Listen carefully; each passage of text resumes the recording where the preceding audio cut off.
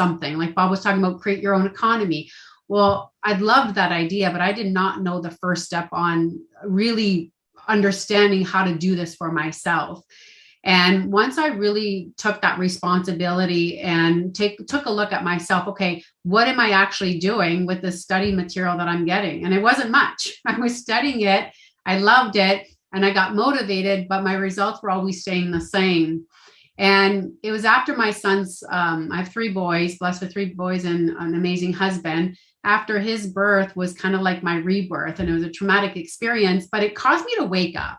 We're talking about most people are waiting for the new year to start their goals. Well, I was waiting for something to hit me hard in order to make that decision for myself. It was crazy, and nobody needs to have that happen to them. We can all make that decision this week. But at that point, 6 years ago, I made that decision, and I said, I made a promise to myself, to God, the universe. I said, I will make something out of myself. And I remember just so vividly back then, taking these steps forward every day. And I wasn't brought up taking risks. However, I started to want it so much more than I feared it. Like the fear was still there, but my want was really, really strong. And I was really clear on a certain lifestyle that I wanted to create with my family and freedom for myself and create impact. So 6 years later, I'm here and I'm blessed. I mean, I love working with our clients all over the world. I feel like I'm not working because I absolutely love what I do, but it's been completely changed my life. So I'm very blessed to be here. I love that. And I feel like what you said is something that so many people can resonate with. Whenever you started, you said, I wanted to be more, do more, and have more. And I think if everybody, even if you're at a place of complacency, ask yourself, do I want these things? Do I want to be more? Do I want to have more? Do I want to do more? The answer would be yes. And so what is the next step? Mm-hmm. We all want that, right, Mikey? Like, Bob talks about this very frequently. Like, we are goal-seeking organisms. Our sole purpose is to grow and expand. And a goal, like we talked about today and the higher faculties, we want to express ourselves, right? If we're not expressing who we are, then a part of our spirit is dying. So yes, we want to be more, do more, and have more, but you got to take that step each day. And I think back then I was thinking, certain people are special or they're more talented than me. They're able, they're gifted with this. And that's not the case, right? Like Bob said this morning, he had 2 months of grade 9 education, so he had something special within him because he had a bigger purpose that he was falling in love with, one idea that he kept living into it every single day. And he committed to that. So as he started to improve, everything starts to evolve. And that I can tell you from when I started, each day forward was a day moving me to where I am today. Everything has led me up to this point. And I had to get my thinking really, really on track with that. That's why, having your want is super important as well. But you want to finish this year off super strong. It's really important. So you start the new year ahead of the game. Yeah. I like to think that all of us have a flicker inside, and that once we develop that, or turn our want into a desire, as Bob talks about so frequently, that flicker can turn into a flame. And that's what sets so many people apart, is whenever they have the ability to focus and the discipline to keep that flame burning and getting bigger and bigger.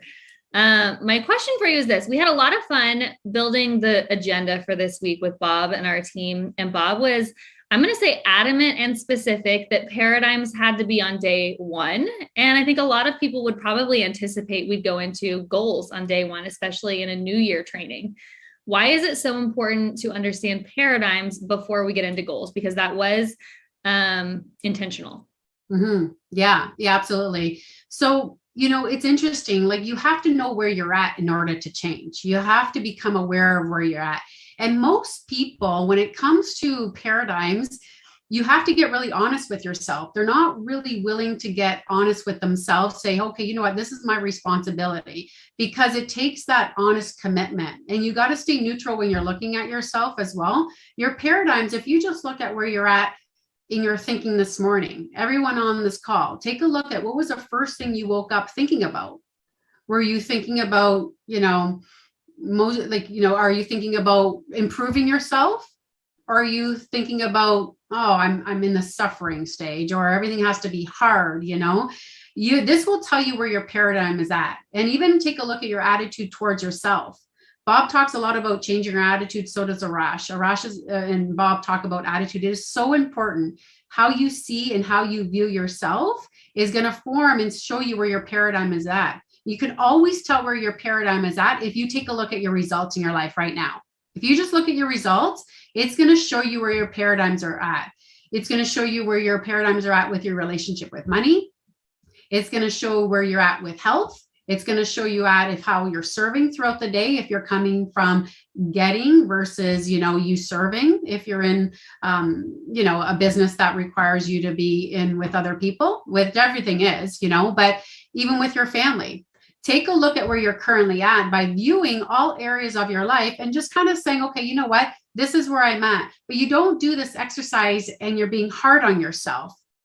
In order for you to change, you have to become aware of where you're at. And then what you're going to do is take those biggest gaps and you're going to start focusing in on that. And we'll get into that this week. But this is the first step, is to really taking a look and having a scan of where you're at in order to see where your paradigms are at. So important. I know that you have done the assignment from today. So Raj gave a great assignment to write out a script of your life a year from now. And then not only write it out, but then record it and listen to it. Why is that such an important activity? And why is it one that people shouldn't skip over? Yeah, it's so important. I mean, this is a form of auto-suggestion, right? It's the quickest way we can get repeating and reading our script and recording it and listening to it. This is the quickest way we can get it into our subconscious mind. It's going to change our thinking. It's going to change our attitude. It's going to change how we go about and attack our days with our activities, right? Because if we read that script of who we want to become, well, all of our actions throughout the day should reflect that person. So what you're doing is you're starting to create consistency in your thinking, and confidence is gained by having great habits throughout the day. Okay, confidence is gained by changing your belief about yourself. So when you're repeating this and you're listening to yourself, you're going to start to uplift yourself. You're going to start to believe in yourself. And like Arash said this morning, at first he didn't believe, but he went on Bob's belief. I did that too with Arash. I went on his belief and I borrowed that. And as I got more consistent at my script and redoing this and listening to it, I started to see something in me that I didn't see before. So as you start to change your thinking and the thoughts and your self-talk, you're going to start to be able to really live into that script. And then over a course of a period of time, it's going to look like you created a quantum shift. Okay. Monica, what does sprinting into the new year mean to you? And how would you describe your process? Okay. So that's a great question. Like what it means to me, I used to be one that comes November, I'd be distracted. My focus would be off. I'd be like, okay, it's like, let's have and celebrate for 30 days. So number one, my health would suffer. My business would suffer. And then come January, I had to play all this catch up. So for me, I kind of shifted. We got to start now to create so much momentum. And we have the ability to steer that momentum. So a process that I love and I commit to is there's 5 steps. Number one is you got to get serious about your goals. You got to get serious about committing for the next 30 days that you are going to go all in every single day. This is one thing that Arash told me when I started out. It was probably Mikey, maybe a year or 2 into it. And he said, Monica, you're spending the time anyways. You might as well be really great while you're spending that time. And I thought, geez, I don't want to waste 30 full days. That's a whole month. So everything we do is either going to help us or move us backwards, because we're never standing still. So we're either going forward or we're going backwards. So just that thought alone is, I don't want to play that catch-up game. So number one is get serious. Get real serious about this and just commit to it every day. Okay. Then number 2, you want to start saying no to things that are distracting you and start making a short yes list. I have a short yes list for my next 30 days. This is what I'm going to do. This is my yes list. This is what I'm going to do in order for me to achieve my goals and finish this year off super strong.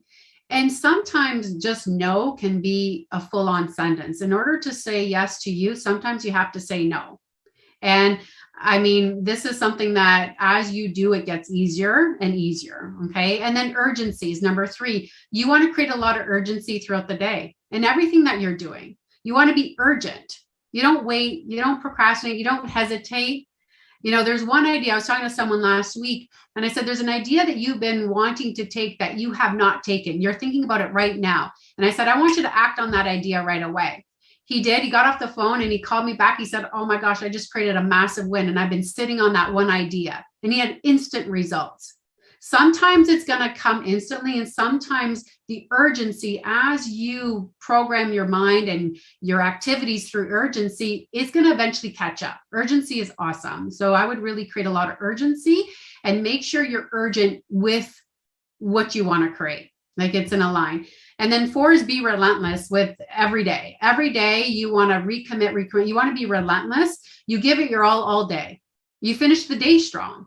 You want to finish your month strong? Well, you have to finish your day strong. And the last one would make everything count. Everything that you do, make everything count. That goes back to you're spending the time anyways. You might as well be great. You want to make every single thing count. And you want to do it with being purposeful and deliberate and intentional throughout the day. Monica, that is so good. I hope everyone had a pen and a piece of paper. I took notes and I love your 5 steps. If you didn't have a pen and a piece of paper, this recording will be up right after we end today, but only through Monday at midnight Eastern. So 1 week from today. And I encourage everyone to go back and watch the replay. Monica, any final words on how everyone can get the absolute most out of the training this week? Mm-hmm. Making everything count, showing up and do the activities. Like when you're here, be present with us. Take away all the distractions and be fully present. Watch the replays. Keep watching them. There's so much that you're probably missing. I would go back and rewatch today and really do the exercise. There's a reason why we're giving these exercises for you to do. We got to get you into action, but create urgency and make absolutely everything count throughout this whole week. I love it. Thank you, Monica. Thank you for joining me in Coach's Corner. It is always a pleasure. You can join us later today at 4 p.m. Eastern for a Coach's Roundtable discussion. And aside from that, we'll see you tomorrow at 11 a.m. Eastern back here live with Bob for another great lesson. And it's not on goals yet. He has another lesson he wanted to get into first, which is my favorite lesson that Bob teaches. So you're all really going to enjoy it. Meet us here live tomorrow at 11 a.m. Eastern. Again, Monica, thank you so much. Thanks, Mikey.